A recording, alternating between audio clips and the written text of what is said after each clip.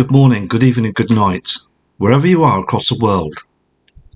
We must explain and show and focus on these photographs, images and video evidence of a change towards our soul, the sun, other planets in our solar system, casting shadows across the skies, unexplained phenomena, differences, because in our community, a lot of people can remember the skies of the 1970s, the 1980s and the 1990s. Let's have a look at this video now. Look very closely what has been sighted of today's skies. This first photograph came out of a morning rise around 9:30 a.m. on the 30th of November 2024. Now, this was to the far east of the skies, just above the horizon, where we're noticing as well blue sky, but there is some kind of celestial body showing up as well. But there's also some streaks or some mysterious lines just to the right hand side of the photograph. What could these be? Could these be asteroids, space dust, debris? Cosmic sightings, folks. Huge planets. How on earth are we seeing this at that timestamp of the morning?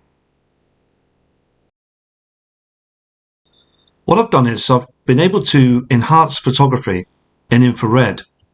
Now, changing it into infrared, where we see the celestial body of an object and a casting shadow behind it, in the background, where we see the red refraction of light, we notice this celestial body.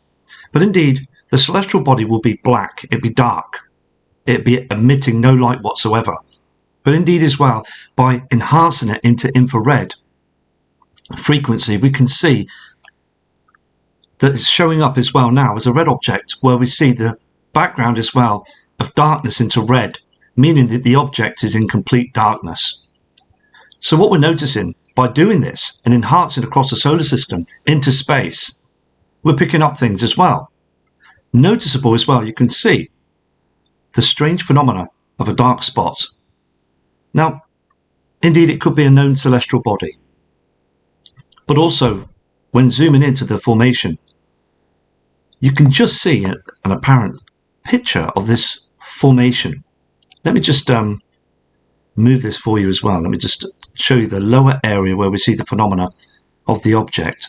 You can just about see the celestial mechanics of the formation. But when you look down below as well, we can start to see some other smaller object just down here. Could this be a moon? Now, the surprising thing is, when we look at the stars and the skies at night, which we all do, even the celestial body, the moon, it's very fascinating, the moon is as well. But then when you look at it and think about it, there's other heavenly bodies out there that we don't see. It's been spoken about in scientific magazines that there is objects out there. And indeed as well, by enhancing the photography, we capture something very special.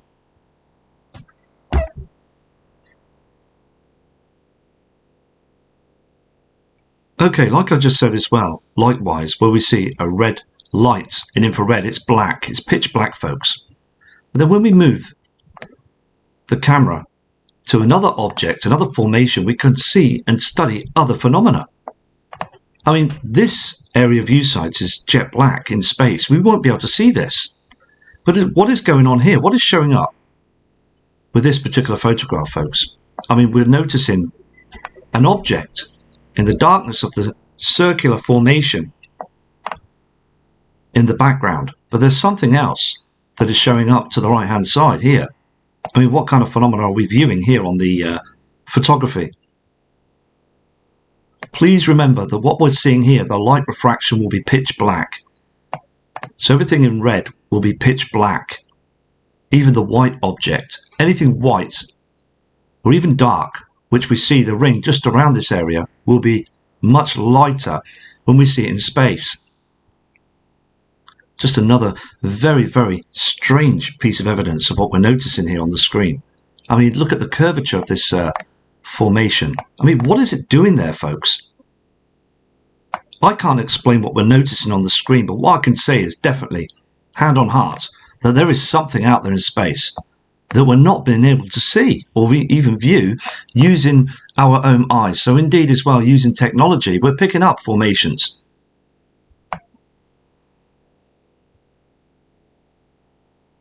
Okay, by even zooming out even more of the photography as well, there is something there. There's other formations and other detailed areas of evidence of phenomena.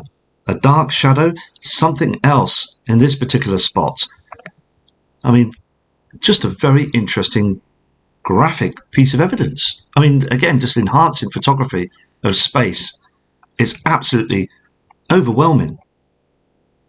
See, we all must remember as well that anything that looks so different from the sightings of objects that we have here at home on Earth,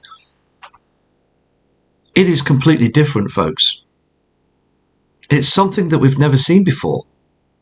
And indeed, this area of this curvature, of this dark formation, where the blackness of space, but indeed, in the center of it, there is something else, some other entity or some other formation. Let me just zoom into where we see this formation.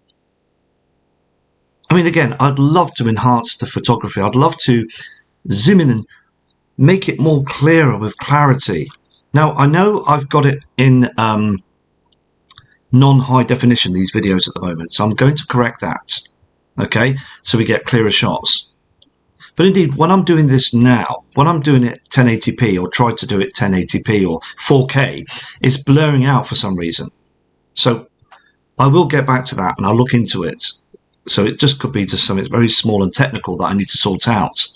So at the moment, I'm getting as clear as I can just at the moment on this video to be able to get the effect clear enough at the moment. I think it was just basically because the photograph itself that was taken through the telescope that I use, it needs to have a different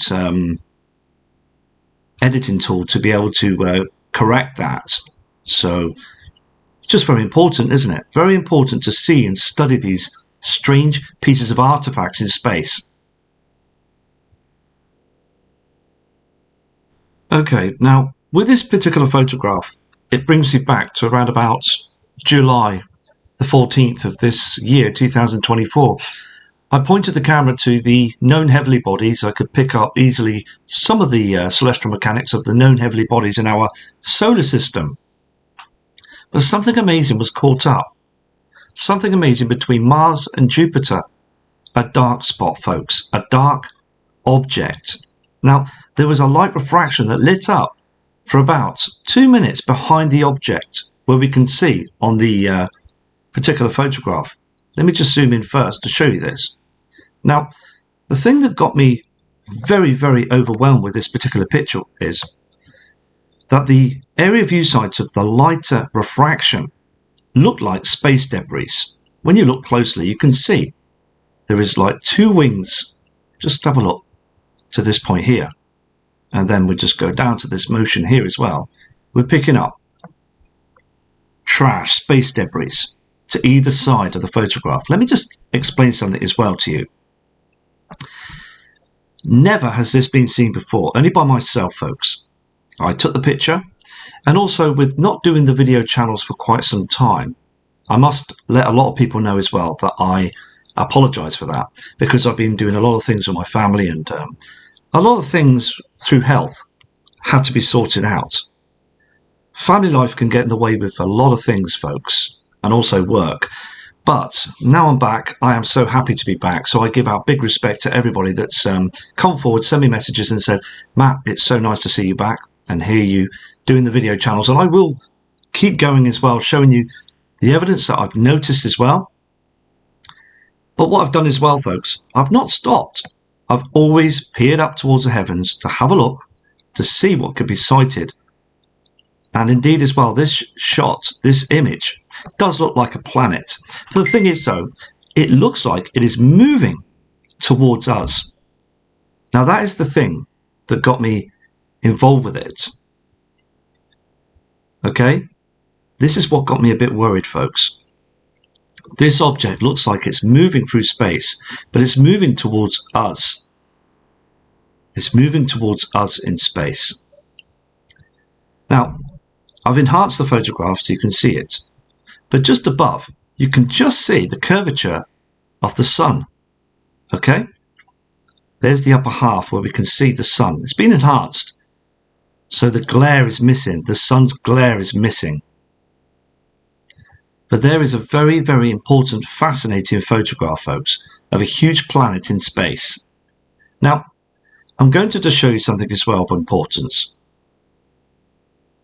This video evidence, when we show photography, is vital. It's important because people in our community, new people, will be thinking, well, you're looking at the stars, you're looking at the solar system, you're showing different planets, different phenomena. You're enhancing the photography, you're changing it into infrared and other technology to enhance photography, but you're not telling us what you're looking for. But indeed, we're looking for, just as Dr. Robert Harrington down at the Black Birch Observatory, New Zealand, sadly lost his life, folks, because of the search of Planet X. He had seen the body using his telescopes. He had seen the heavenly bodies, the destroyer, Nemesis, the system, folks, the 12 planets, orbital period, 3,600 years.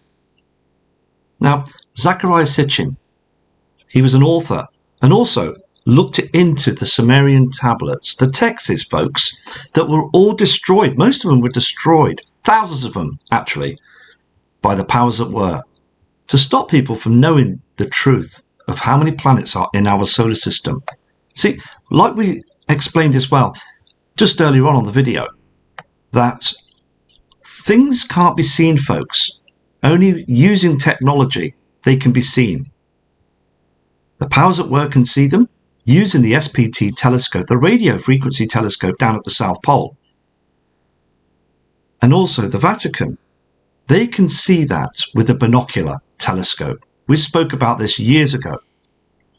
People turn around to me on messages saying, Matt, we've already done that. We've already spoke about that. But it's still out there.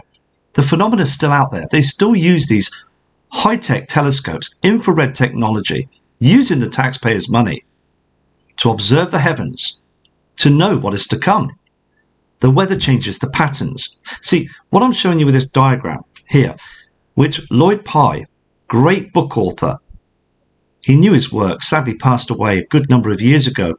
I always admired that guy, Mr. Lloyd Pye. He spoke about the same phenomena. He was very clever. He knew this was happening, knew this was coming. Where you notice on the diagram which I'm showing you now, the orbit of the 12 planets, this is what we call Nibiru. Okay? A mini solar system, folks. The brown dwarf star, like Marshall Masters, in his excellent work, had spoken about this as well. Many times. We all have a passion. And indeed, when we look at this pattern where this planet is moving, okay, on this elongated orbit through our solar system, folks, going round through the solar system, out of the Kuiper Belt, on this 3,600-mile journey. Okay? Now, this has come in quite a few times, and it smashed through the Kuiper Belt, and it hit us a long time ago, planet Earth. A good piece came off planet Earth. I will give details about this phenomena in another video, documentary. So here's our solar system that is on the left-hand side here, showing the orbits of the Earth, the Sun. Here's the Sun, the Earth, and other planets in our solar system that are rotating. And indeed, this huge incoming system affects it. It's like throwing a spanner in the works, folks. When it comes through to these points of areas, it disrupts everything. It upsets everything, meaning Uranus and also Neptune and other planets in our solar system, they will become aggravated, okay? Uranus's orbit is disrupted. It's like a wobble. It has a huge wobble. The planets, the Earth's wobble is acting slightly stranger now. We've seen different videos. But the planets, Uranus, their moons are bouncing everywhere. Also, they don't speak about the phenomenon of Pluto anymore. That's been forgotten about. But Pluto is out there. And the reason why, in our beliefs, that they took away Pluto for the public eye is because Pluto had been knocked out of its orbit. It's moving in a strange manner now as a planet with its moons. But indeed as well, you can see that something big had knocked past it. Something had been into our system 3,600 years ago, causing a huge devastation, a catastrophe. Something happened, folks. So indeed, when you have a gut feeling on showing a real image of space, it is so overwhelming to see something because, again, this is the full photograph, folks. I'm showing you this now as the full image that was taken with my Celestron telescope using the computer. And it was very rough, so I had to clear it and enhance it and everything, take the glare away from the objects in view sites. But you can noticeably see there is other objects as well. We see in the coming cataclysms, are we seeing the object? Because this object is quite worrying, because if the glare from the space debris, which is behind the object,